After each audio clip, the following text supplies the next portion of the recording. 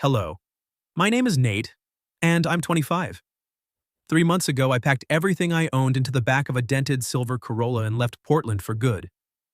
The city had chewed me up, laid me off from the design agency where I'd spent 4 years proving I belonged, and spat me out with nothing but a severance check and a cardboard box of half-dead succulents. Ashland, Oregon sounded like the kind of place where a guy could disappear without anyone noticing. Quiet streets, pine-scented air, a population that barely cracked 20,000. Perfect. I rented a one-bedroom bungalow on the edge of town, the kind with creaky hardwood floors and a porch light that flickered like it was on its last breath. The landlord, an old widower named Mr. Hargrove, handed me the keys with a warning. "Halloween's big around here. Kids will clean you out of candy by 9 if you're not ready." I nodded, figuring I'd grab a couple bags of fun-sized Snickers and call it a night. I wasn't looking to make friends. I just wanted silence. The first few weeks passed in a blur of job applications and late-night scrolling. I set up my desk by the front window, the one overlooking a row of maple trees that bled red and gold every morning. I told myself the move was temporary. A reset. A place to breathe until the next gig came along. But the quiet started to feel permanent, like the town had decided to keep me. Halloween arrived on a Thursday, crisp and cold enough that my breath hung in the air when I stepped outside to carve a single pumpkin.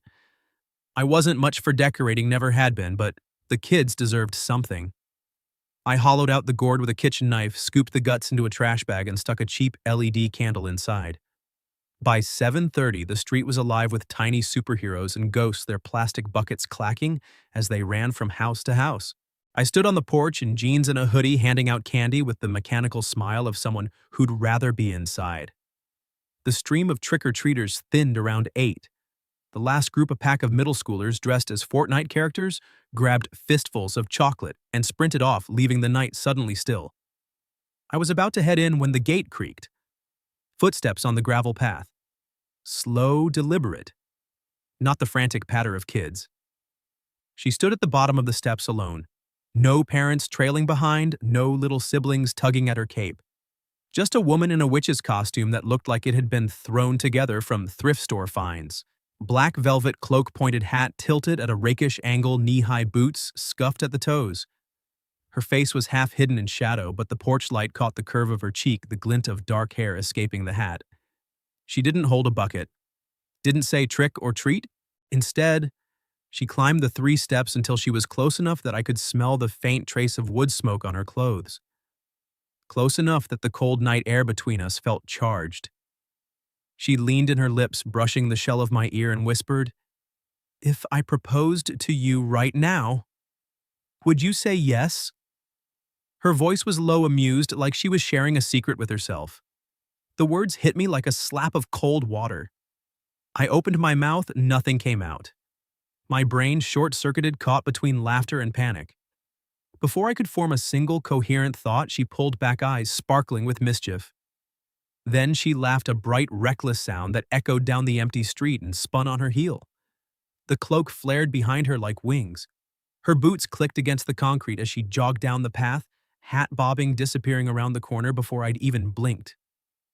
I stood there, frozen, the bowl of candy still clutched in my hand. The pumpkin flickered beside me, casting orange light across the porch boards. My pulse hammered in my throat. I didn't know her name, didn't know which house she'd come from.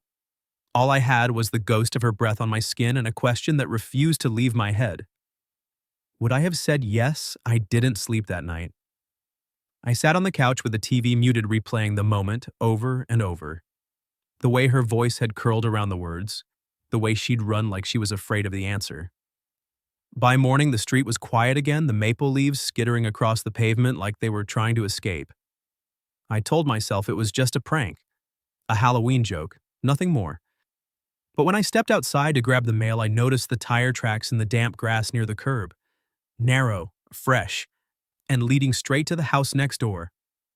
The next morning, I woke up to the smell of coffee I hadn't brewed. Sunlight sliced through the blinds, painting stripes across the hardwood. My phone read 7:42. I'd overslept, which never happened. I rubbed my eyes, swung my legs off the couch still in yesterday's hoodie, and shuffled to the kitchen. The pumpkin on the porch had burned itself out sometime after midnight. Its plastic candle lay cold and dark. I stared at it for a long second, half expecting the witch to materialize again, hat askew, laughing at her own audacity. She didn't. I brewed coffee strong and black and took the mug out to the porch. The street was empty except for a single red leaf skittering across the asphalt. I scanned the neighboring houses out of habit now. Most of them looked asleep, curtains drawn, garage doors closed. Except for the one directly to my right.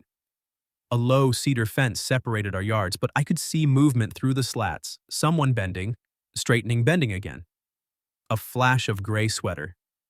Dark hair tied in a loose knot. I set the mug down harder than I meant to. Coffee sloshed over the rim and burned my thumb. I didn't care. I was already moving. She was on her knees in the grass gathering apples that had fallen from a dwarf tree near the fence. The fruit was small, bruised perfect for pie. She wore the same boots from last night, but the cloak and hat were gone. Just jeans, the oversized sweater, and a pair of gardening gloves that had seen better days. She didn't notice me at first. I cleared my throat. Morning. She startled one apple rolling from her fingers. When she looked up, her cheeks flushed the color of the leaves overhead. Recognition flickered across her face, then embarrassment, then something softer I couldn't name. Hi, she said, brushing dirt from her palms. You're the new neighbor. Guilty. I leaned against the fence post. And you're the witch who proposed to me last night. She winced, but a smile tugged at the corner of her mouth. I was hoping you'd forget that part. Not likely. I picked up the escaped apple, turned it over in my hand. I'm Nate. Ava. She stood, pulling off the gloves. Up close, she was taller than I'd realized, maybe 5'8", and the morning light caught the faint lines at the corners of her eyes. Not crow's feet. Laugh lines. I owe you an apology. That was unhinged. I've had worse Halloween pranks. I handed her the apple, our fingers brushed. Static. Though none quite so existential. She laughed, a low, genuine sound that made the cold air feel warmer. I blame the full moon. And the fact that my friends dared me, friends, colleagues at the Community Arts Center. We do a haunted walk every year. I was supposed to scare people, not propose to them. She tucked a strand of hair behind her ear. You were just standing there, looking like you wouldn't run. I raised an eyebrow. You picked me because I looked safe. No, she said quickly. You looked like someone who still believed in something. I don't know. It made sense at the time. I studied her. 37, maybe 38. Older than me by a decade, give or take. But the age didn't register the way it should have. It was the way she carried herself, easy, unapologetic, like she'd already survived whatever the world could throw at her. You live here alone, I asked. She nodded. Just me and the apple tree. It drops fruit like it's trying to start a farmer's market. She glanced at the basket at her feet, already half full. I make cider. Or pie. Or both, depending on how ambitious I'm feeling. I gestured toward my own yard. I've got a porch and 0 culinary skills. But I do have coffee. She hesitated, then smiled. Lead the way. We ended up on my porch steps, sharing the single mug because I'd only unpacked one. The coffee was too hot, but neither of us complained. She told me about the Arts Center, how she coordinated workshops for kids, taught watercolor on Tuesdays, and spent her weekends building sets out of cardboard and hope. She'd moved to Ashland 5 years ago after her fiancé called off the wedding 2 weeks before the date. No drama, she said. Just a quiet realization that they wanted different lives. I kept the ring for a while, she said, tracing the rim of the mug. Then I melted it down and made a pendant. Figured if I was starting over, I might as well make something useful. I didn't know what to say to that. So I asked the question that had been burning since last night. Why me? She looked at me, then really looked. Because you opened the door like you were expecting someone. Not kids, not candy, someone. And when I said it, you didn't laugh. You just froze. Like the idea wasn't impossible. I swallowed. It wasn't. Silence stretched between us, comfortable but electric. Somewhere down the street, a dog barked. A car door slammed. Normal sounds, but everything felt tilted like the world had shifted 1 degree off its axis. I should go, she said, finally standing. I've got a class at 10. I stood too. Ava, she turned. If you ever want to ask again? I shrugged. I'll have a better answer. Her smile was small, almost shy. Noted. She left the apple in my hand. I watched her walk back through the gate boots, crunching on gravel sweater slipping off one shoulder. The fence closed behind her with a soft click. That night, I couldn't sleep again. I sat at my desk cursor, blinking on a blank portfolio page, but all I could see was the way she'd looked at me like she saw something I'd forgotten was there. I opened a new document and typed a single line. If she asks again, I'll say yes. I didn't save it. Didn't need to. The words were already carved somewhere deeper. After that night with the light bulb, the space between our houses shrank. It didn't happen all at once, no grand declarations, no sweeping gestures, just small, deliberate appearances that felt less like coincidence and more like gravity. The first was the next afternoon. I was on my porch sketching logo concepts on a yellow legal pad when Ava appeared at the fence balancing a paper plate covered in plastic wrap. "Brought you lunch?" she said. "Figured you'd forgotten to eat again." It was a turkey sandwich on thick sourdough mustard on one side, mayo on the other, exactly how I liked it without ever telling her. A pickle spear sat on the side like a peace flag. You mentioned it once, she cut in, shrugging. At the art center, you were helping the kids with the cardboard castle and said you hadn't had a decent sandwich since Portland. I stared at the plate, then at her. You remembered that I remember a lot of things. She tucked her hands into the pockets of her paint-splattered overalls. Eat before it gets cold. She left before I could thank her. 2 days later, she knocked on my door at 7:30 sharp holding a rolled-up poster tube. "Need a second opinion," she said. "The kids voted on a mural theme, and I'm second-guessing myself." I unrolled it on my kitchen table, a sprawling forest scene with hidden doors and tiny creatures peeking from the bark. The colors were bold but not garish greens that shifted like real leaves in sunlight. "It's incredible," I said. "You're not just saying that I'm a designer. I don't lie about kerning."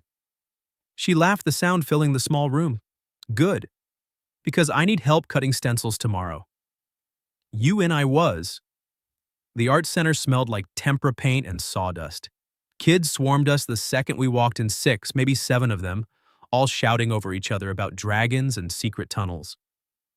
Ava moved among them like she'd done it 1,000 times, crouching to tie a shoelace here, wiping a smear of blue from a cheek there.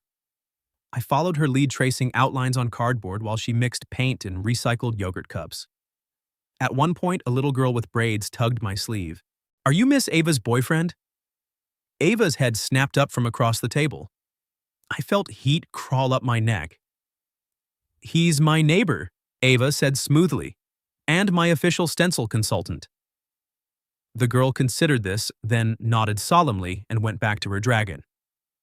By the time we finished, the sun had dipped low, casting long shadows through the windows.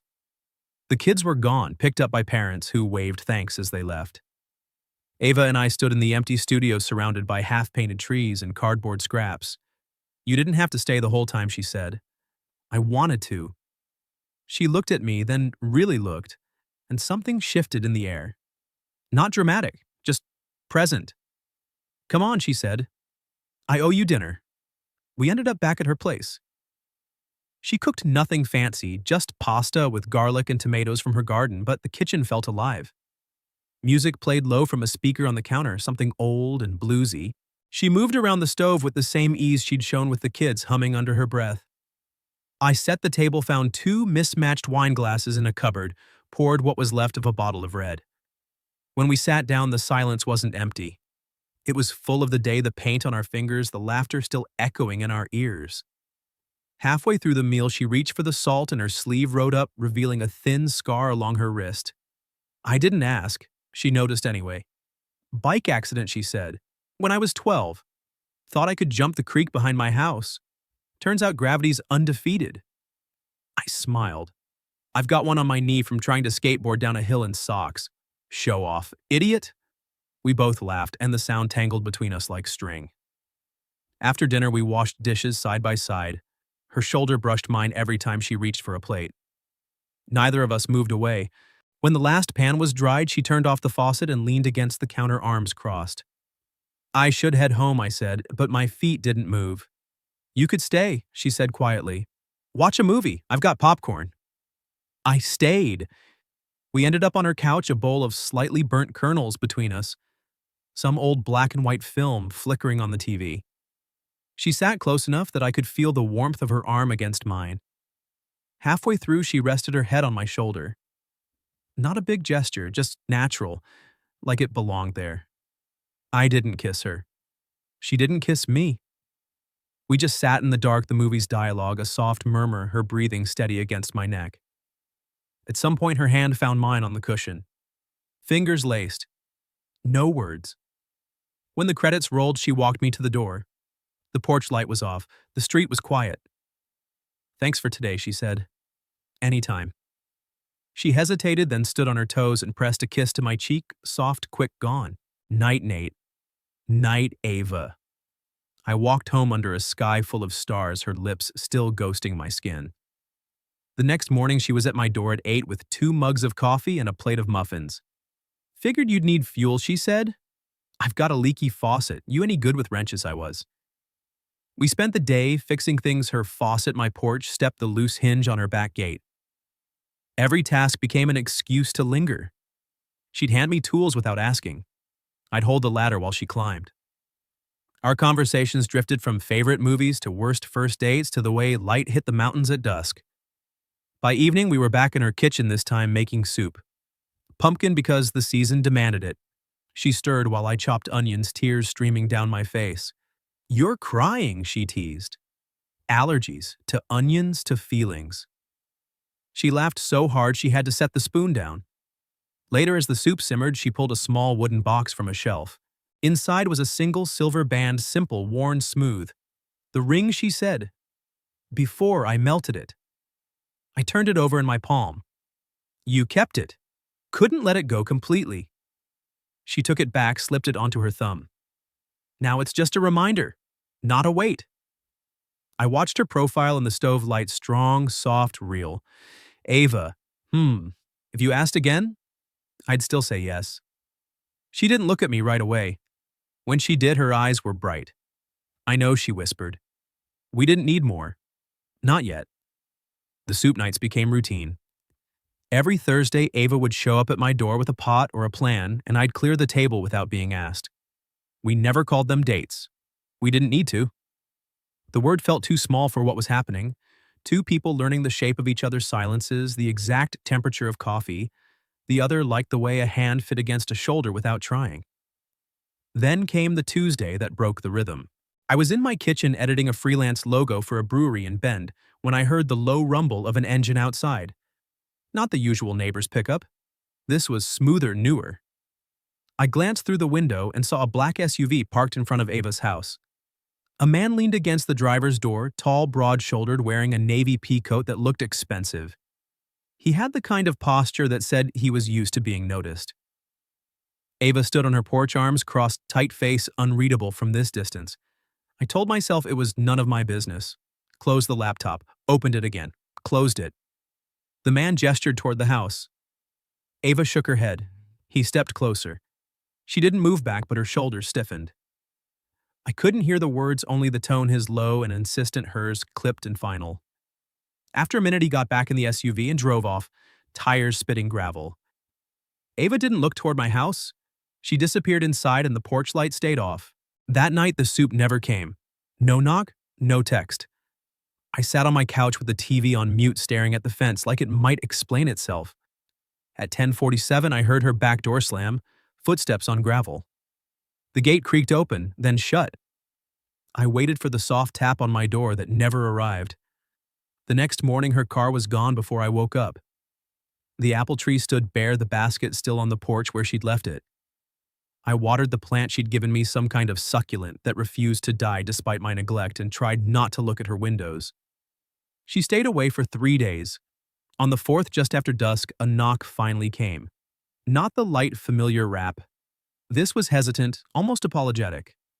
I opened the door to find Ava on the threshold, eyes red-rimmed, holding a small clay pot with a single sprouting bulb. Rain misted her hair. She hadn't bothered with an umbrella.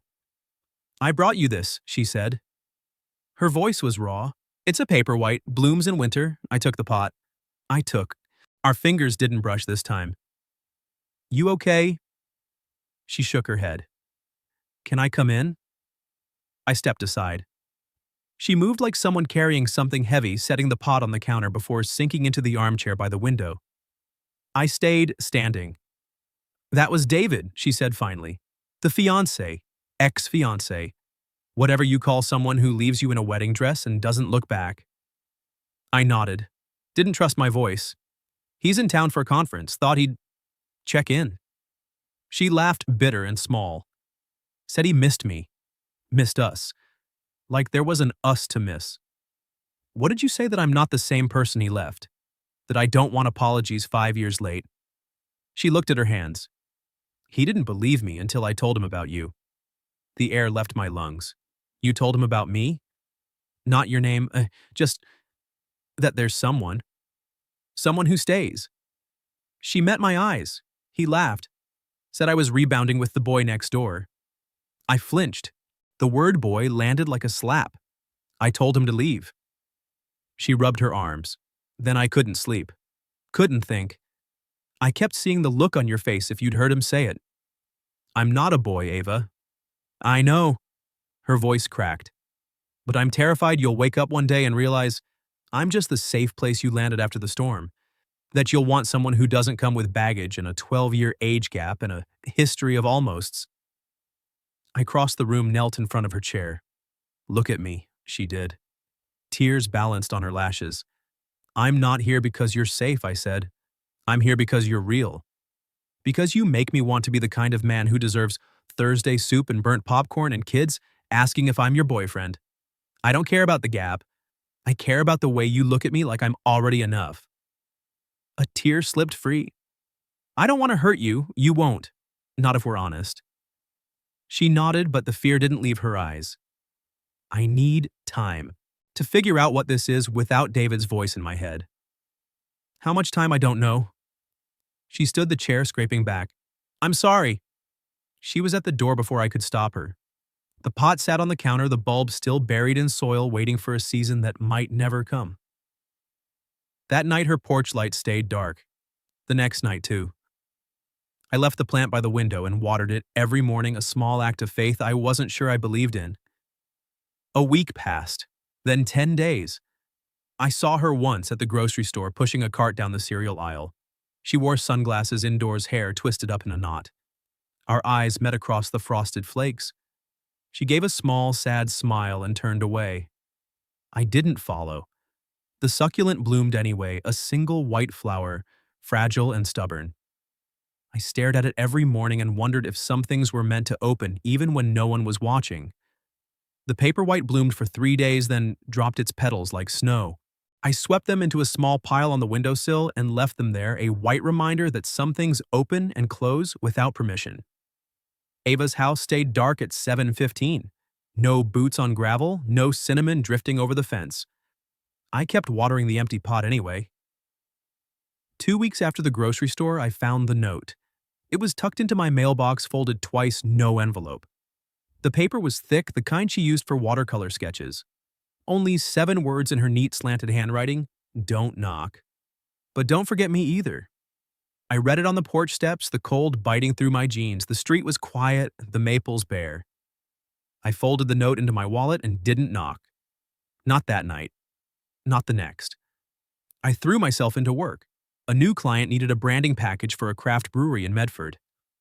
I stayed up until the sky turned the color of dishwater, tweaking hex codes and kerning letters, until my eyes burned. The house felt too big, the silence too loud. I left the radio on at night just to hear another voice. Then came the Saturday before Thanksgiving. I was at the community mall picking up a replacement blade for my paper cutter when I heard her. Not close, just a voice carried on the hum of holiday chatter, reading aloud from the small outdoor stage near the fountain. I followed the sound past kiosks selling kettle corn and handmade soaps. Ava stood beneath strings of white lights, a children's book open in her hands. She wore a forest green coat, hair loose and wavy, cheeks flushed from the cold. A semicircle of kids sat cross-legged on blankets, eyes wide as she turned the page. Her voice rose and fell with the story of Fox who traded his tail for a map to nowhere. When she closed the book, the kids erupted in applause. She bowed theatrically, then spotted me. For a moment, neither of us moved. The crowd parted around us like water. She stepped off the stage clutching a small carved pumpkin the size of a softball. When she reached me, she held it out. "I made this for the craft fair," she said. "Didn't sell." I turned it over. Etched into the rind in careful, shallow cuts were the words, "The question still stands, if you still want to answer." My throat tightened. I never stopped wanting to. She searched my face. I was scared. Of ruining you, of being the older woman who needed saving, of David being right. He wasn't. I know that now. She tucked a strand of hair behind her ear. "I've been seeing a therapist once a week. She says I'm allowed to want things without apologizing for the wanting." I smiled. "What do you want, Ava?" She looked at the pumpkin, then at me. "Thursday soup, burnt popcorn, someone who stays when it's hard." I took her hand. Her fingers were cold, but they curled around mine like they'd never left. "I'm not going anywhere," I said. She exhaled a small, shaky sound that might have been relief. "I kept thinking if I waited long enough, you'd find someone easier. Younger. Less complicated. There is no one easier." We stood there in the middle of the mall holiday music, jangling overhead, people streaming past with shopping bags. No one looked twice. To them, we were just another couple holding hands. To me, the world had narrowed to the weight of her palm against mine. Later, we walked to the parking lot. The sky was the color of wet slate, the first real thread of snow in the air. She stopped by my car. "I still have your rent," she said. "The one you lent me for the gate. Keep it." "I also still have the question." She pulled the pumpkin from her coat pocket, held it between us. "No running this time." I took it, set it on the hood of my Corolla. Then I took both her hands. "Yes," I said, "if you're asking." Her eyes filled, but she didn't blink. "I'm asking." I leaned in and kissed her, soft, slow, deliberate. No audience. No costumes. Just us breathing the same cold air, tasting the same promise. When we pulled apart, her forehead rested against mine. "I'm not fixed," she whispered. "I'm still a mess sometimes. Good thing I like messes." She laughed, the sound bright against the gray sky. Snow started to fall, fat, lazy flakes that melted on our eyelashes. We didn't make plans, didn't talk about rings or moving in or telling the neighbors. We just walked to her car, hands linked, the pumpkin tucked under my arm like a lantern. The question had been answered, but the story was just beginning. That night, her porch light came on at 7:15. I was waiting on my side of the fence with 2 mugs of cocoa. She met me halfway, boots crunching on fresh snow. We stood between our houses, steam rising between us, and drank in silence. Some jokes aren't meant to be funny. They're doors you never knew you were afraid to open. I opened mine. She opened hers. And neither of us looked back.